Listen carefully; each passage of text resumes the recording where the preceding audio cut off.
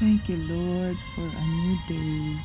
It's December 5, 2024.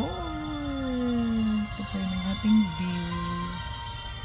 Hallelujah, Jesus. Yan ang mga roses. Namumulaklak sila. Thank you, Jesus.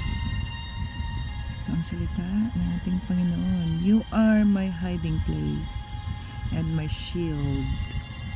I hope in your word. Psalm 119, 1:14. So ang ating Panginoong Kristo ang ating hiding place. So doon tayo pwedeng magtago sa anumang ating mga sitwasyon at ang ating mga pag-asa sa pamamagitan ng kanyang salita.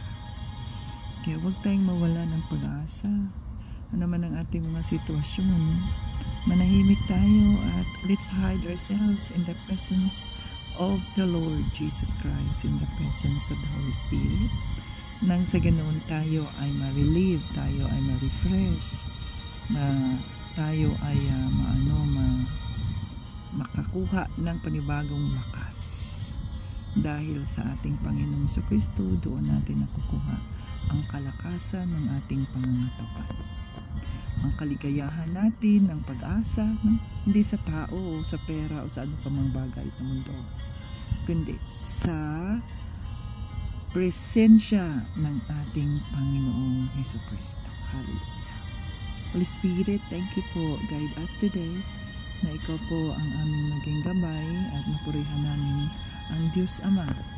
Ano man ang aming mga sitwasyon, ikaw ang nararapat na sambahin at pasalamatan. Hallelujah. In Jesus' name. Amen. God bless everyone and Jesus loves us. Bye.